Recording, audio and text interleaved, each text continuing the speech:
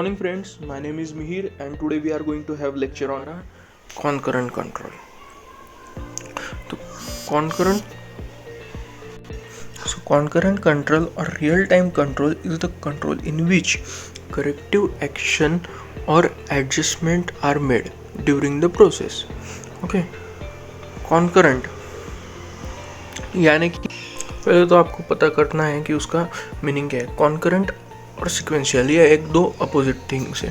तो कॉन्करेंट में कैसा होता है कि अगर ये प्रोडक्ट सब डिपार्टमेंट के जो लोग हैं वो उसमें ध्यान देते हैं, डिज़ाइन, प्रोडक्शन, मैनेजमेंट, फाइनेंस, सब जो लोग हैं ये एक प्रोडक्ट में ध्यान देते हैं। It is not like sequential में कैसा, जब डिज़ाइन से आता है तब मैन्युफैक्चरिंग की तरफ आता है, मैन्युफैक्चरिंग से वो मार्केटिंग की तरफ जाता है, फिर कस्टमर केयर, ये है वो सिक्वेंशियल। ये सिक्वेंशियल हुआ, ये आपका हुआ कॉन्करेंट। सो कॉन्करेंट और real time control is the control in which corrective action or adjustment are made during the process. तो during the process मतलब हम फीडबैक में कैसा होता था कि गलती हो जाती थी, फिर उसके बाद हम वो महसूस करते थे या फिर हम जज करते थे और फिर बोलते थे कि अगले प्रोसेस में ये गलती ना हो। ऐसा क्यों होता था? क्योंकि सिक्वेंशियल प्रोसेस में वो आगे निकल जाती थी from that department. But concurrent process में वैसा नहीं है। कॉन्करेंट प्रोसेस में कैसा है, सब ध्यान देते हैं, तो इसलिए कैसा होता है, जो करेक्टिव एक्शन जो है प्रोडक्ट डिज़ाइन करते वक्त या प्रोडक्ट बनाते वक्त वो जो है वो उसी टाइम पे ली जाती है। तो कॉन्करेंट कंट्रोल को क्या बोल सकते हैं हम? कॉन्करेंट कंट्रोल को बोल सकते हैं हम रियल टाइम कंट्रोल। ठीक है, तो उसमें क्या होता है, करेक्टिव एक्शंस और adjustment are made during the process. जो कुछ गलत हो रहा है, अगर आपकी डायरेक्शन, जो ऑब्जेक्टिव की डायरेक्शन है वो चेंज हो रही है, तो आपको क्या करना है उसमें, तब भी उसी वक्त आपको एडजस्टमेंट करनी है। किसमें? प्रोसेस में। ठीक है, उसके बाद आपका आता है use of control charts according to statically quality control method is an example of this type of control. So control chart is an example of quality control method is an example of concurrent control. Okay, control charts according to statistical quality control is an example of concurrent control. आपको यहाँ पे example मिल गया, आपको यहाँ पे समझ गया कि concurrent control क्या है, और आपको यहाँ पे sequential और concurrent engineering में डिफरेंस क्या है ये पता चल गया। Now let's move to the third point. So, plotting the test result of samples of products on control chart is used to decide whether the process is under statistical control or is being subjected to some assignable cause which need to be analyzed and removed. अब पहली चीज तो assignable causes कह रहे थे।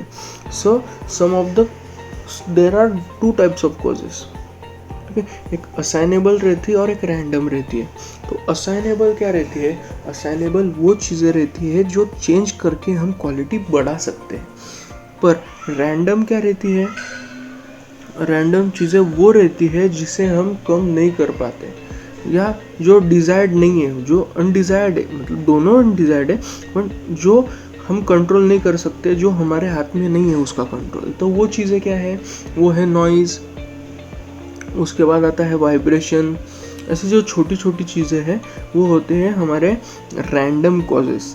और assignable causes क्या होती है हमारी? असाइनेबल कॉजेस होती है हमारी जो है मटेरियल, मैन्युफैक्चरिंग प्रोसेस, वर्कर, उसके बाद आता है आपका उस वर्कर का एक्सपीरियंस कितना है। तो ये सब जो आती है वो असाइनेबल कॉजेस में आती है। जैसे अगर मटेरियल ख़राब दिया और वर्क उसने अच्छा नहीं किया, वर्क उसमें अच्छा हुआ पर मटेरियल तो ख़राब था, इसलिए प्रोडक्ट ख़राब है। अगर मटेरियल अच्छा दिया और उस पर जो ऑपरेशन जो वर्कर ने किए वो अच्छे नहीं किए तो मटेरियल ख़राब है। तो पहले तो आप डिफरेंस समझ लो असाइनेबल कॉजेस और रैंडम कॉजेस में। ठीक है, अब हम ये पॉइंट की तरफ बढ़ते हैं, वो है plotting the test result of samples of products on control chart, तो कंट्रोल चार्ट पे जो हम प्लॉट करते हैं रिजल्ट्स हर एक ऑपरेशन के बाद, is use to decide where the process is under statistical control और it's being subjected to some assignable cause. तो ये रिजल्ट जो हम पुट करते हैं कंट्रोल चार्ट पे, उससे हमें क्या पता चलता है कि प्रोसेस अंडर स्टैटिकल कंट्रोल है या फिर सम असाइनेबल कॉज, या फिर कोई कॉज जो है असाइनेबल कॉज, जैसे मटेरियल मैन्युफैक्चरिंग, इसके वजह से उसका प्रॉब्लम हो रहा है क्वालिटी का। तो कंट्रोल चार्ट मतलब एक तो आप समझ लीजिए control chart is the example, या फिर इक्वल्स टू समझ लीजिए कॉन्करेंट कंट्रोल।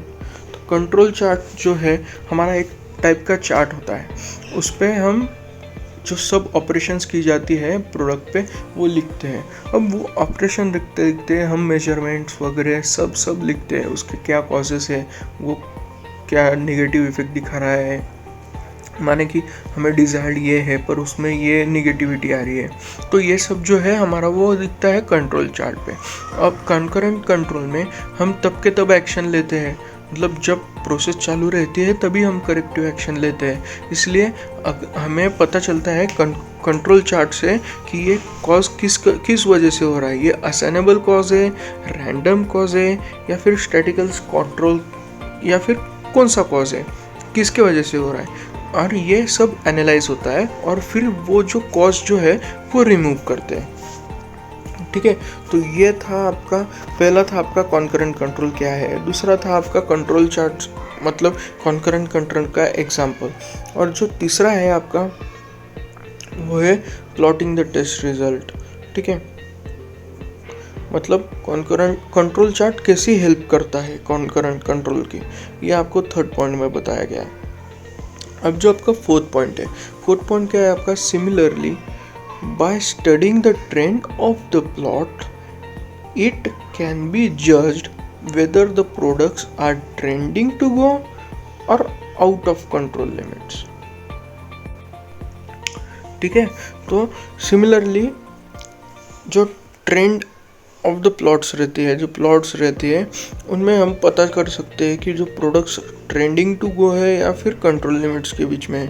तो आपको इसमें क्या पता चला, एक तो कॉन्करेंट कंट्रोल आपको पता चला कि क्या होता है, दूसरी चीज़ आपको पता चला कि कंट्रोल चार्ट से कॉन्करेंट कंट्रोल का एग्जांपल है, तीसरी चीज़ आपको पता चली कि कंट्रोल चार्ट्स कैसे यूज़ होता है कॉन्करेंट कंट्रोल में, और चौथी जो चीज़ है वो आपको पता कि ट्रेंड ऑफ प्लॉट्स ये कैसा वो यूज़ होता है, कि वो प्रोडक्ट ट्रेंडिंग है या फिर कंट्रोल लिमिट्स में है या फिर नहीं है, ये सब जो है आपको पता चलता है इस स्लाइड में।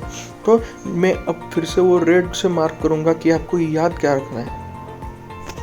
पहली चीज control concurrent is also known as real time control chart, okay, is the control in which corrective action, ये किस टाइप का कंट्रोल है, करेक्टिव एक्शन और adjustment are made during the process, इसमें ड्यूरिंग द प्रोसेस एडजस्टमेंट हो जाती है।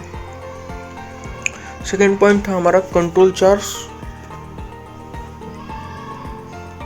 according to statistical quality control method is an example of this type of chart। तो इतना याद नहीं रखना है, control chart is an example of this type of control। plotting the test result of samples of product on the control chart is used to decide whether process is under statistical control और it is being subject to assignable cause. ठीक है, तो इसमें याद रखना है आपको control chart, उसका process is under statistical control और assignable cause need to be analysed and remove. Similarly by studying the trend of plots it can be judged by studying trend of plot what can be judged, product are trending to go or control limit or out of control limit। तो यहाँ पे आपका concurrent engineering और sequential engineering क्या है ये आपको पता चल गया। यहाँ पे कॉन्करेंट कंट्रोल क्या है, एग्जाम्पल कैसे यूज़ होता है और ट्रेंड ऑफ प्लॉट्स, और ये C equals to C concurrent control मतलब और is equals to control charts. ये आपको लिखना है, ये एग्जाम्पल। आपको ये तीनों टाइप्स जो है कंट्रोल के, ये आपको 6 मार्क्स के लिए, 5 मार्क्स के लिए 3 में यूज़ मतलब पूछे जा सकते हैं, और ये बहुत ही सिंपल है। आपने ये वीडियो देख ली तो बहुत ही सिंपल जाएगा आपको।